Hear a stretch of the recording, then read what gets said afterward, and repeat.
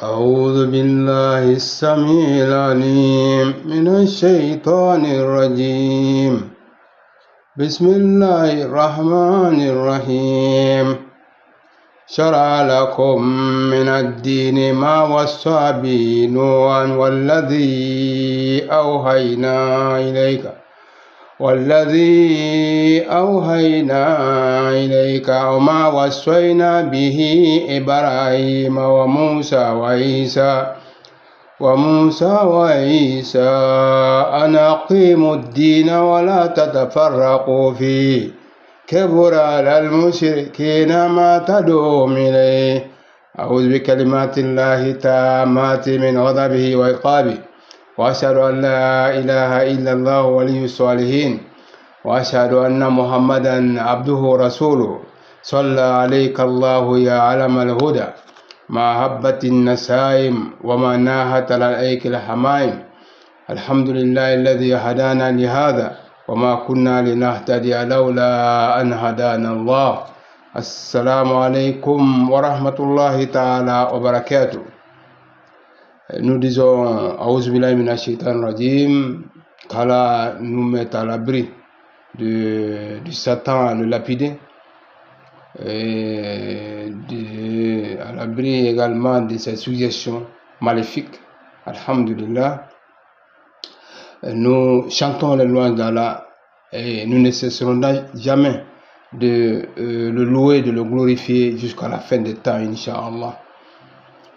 Nous prions, nous adressons nos prières sincères, nos salutations à l'endroit de notre cher prophète Mohammed sallallahu alayhi wa sallam, qui nous a tirés de l'obscurité,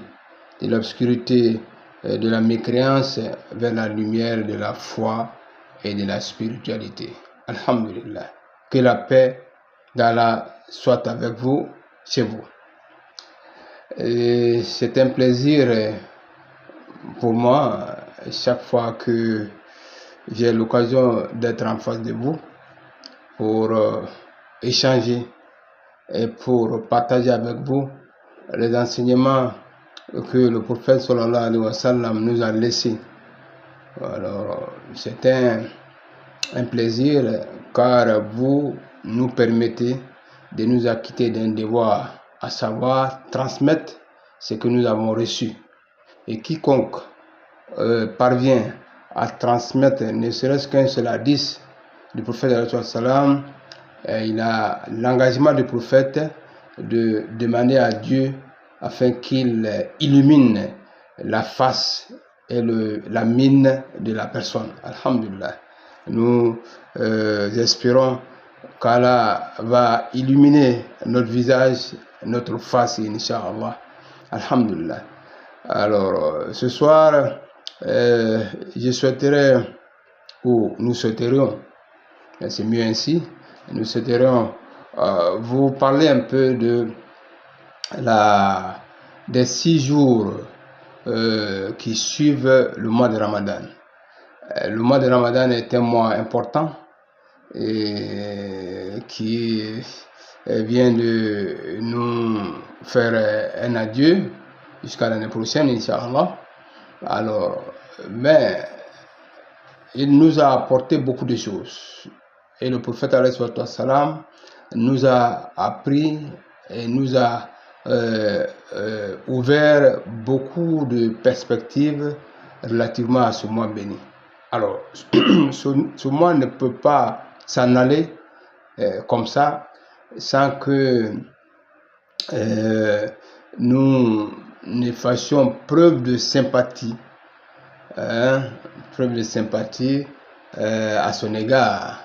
C'est pourquoi chez les Bambara on dit Koka Sum Besra. Ça veut dire nous allons l'accompagner. Ça voudrait dire que nous ne sommes pas quittés sur un point de désaccord. Voilà, la séparation nous attriste, c'est ce que ça voudrait dire. Et spirituellement parlant, c'est très profond. Oui, accompagner le mois de Ramadan.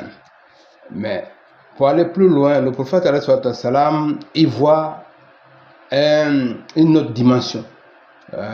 Une autre dimension plus profonde que le simple accompagnement.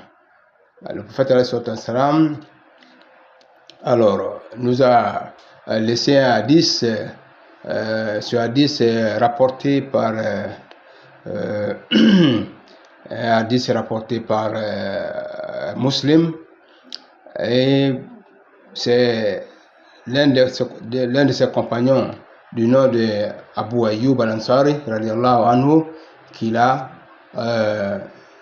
entendu, et qu'il a entendu du prophète sallallahu alayhi wa sallam.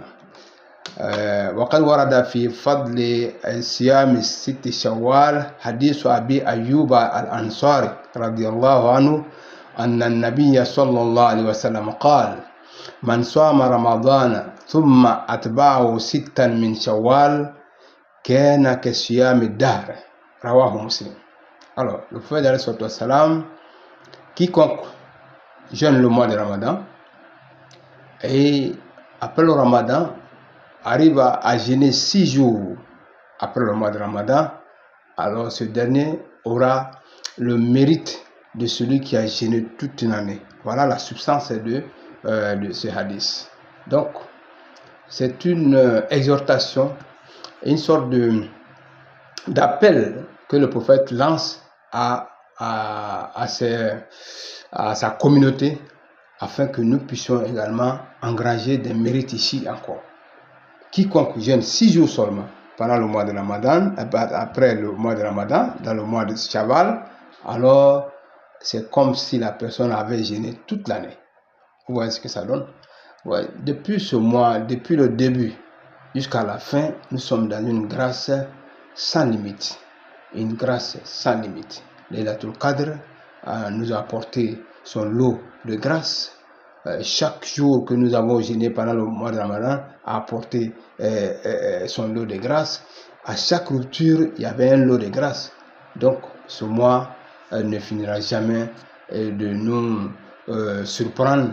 Et Inch'Allah, nous ferons tout afin que nous soyons toujours enveloppés de cette grâce infinie d'Allah contenue dans ce mois béni. Donc, c'est dans cet élan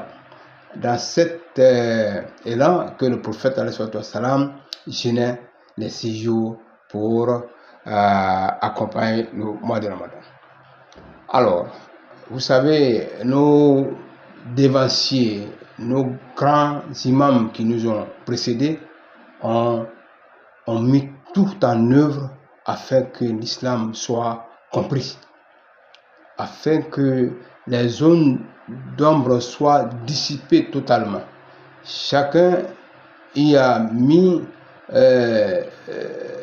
toute son âme, je pourrais dire ainsi, afin que le message parvienne au destinataire avec plus de clarté.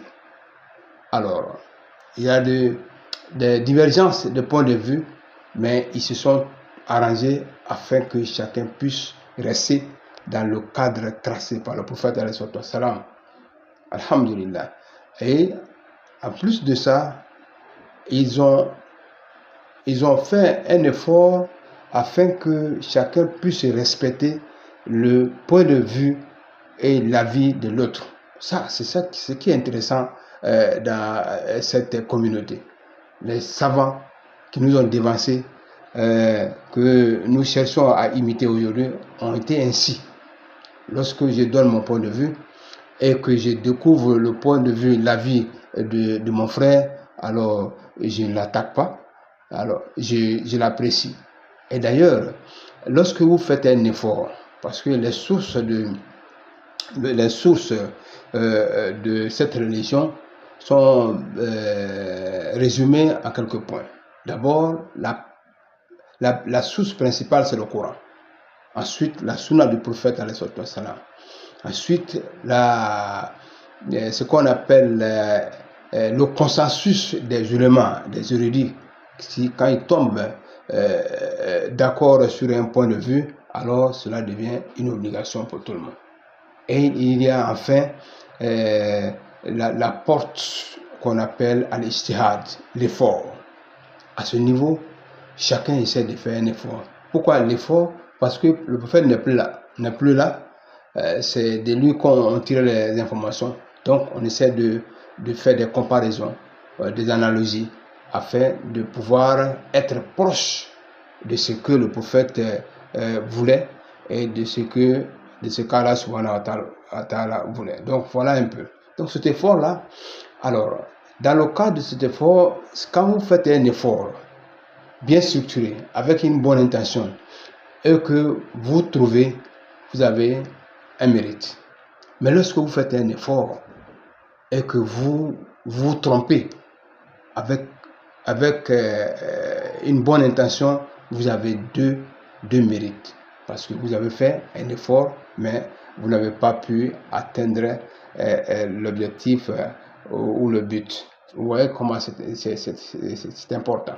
Et c'est ce que nos dévanciers qui ont suivi le prophète et qui sont venus après le prophète, après ceux qui ont vu le prophète, Inch'Allah. Voilà. Donc, c'était des efforts. Et c'est cet effort-là qui continue aujourd'hui, avec nos docteurs partout dans le monde. Nous prions pour eux, afin qu'ils puissent s'entendre. Qu'ils s'entendent, alhamdulillah, pour nous former, pour que nous puissions avoir la paix et pour que cette religion puisse atteindre tous les coins de ce monde. C'est ça l'objectif. Le message d'Allah doit être porté à chacun, partout où il se trouve, avec beaucoup de clarté. Pas de divergence qui nous pousse à nous séparer, non. Les divergences doivent être faites dans le respect mutuel, Inch'Allah, et dans l'intérêt supérieur de la communauté musulmane. Donc, c'est à ce titre que les savants, nos érudits, se sont penchés sur la question relative à ces 6 jours.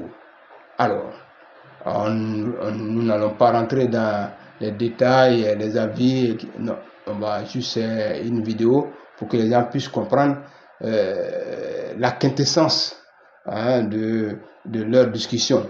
Alors, ce qu'il faut retenir, c'est que ce qu'on appelle les 4 écoles juridiques majeures ont à l'unanimité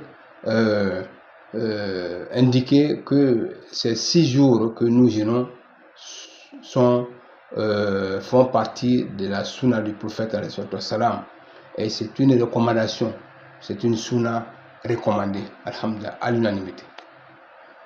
Alors, qu'est-ce que nous devons savoir? D'abord, comme je l'ai dit tantôt, c'est une sunna recommandée.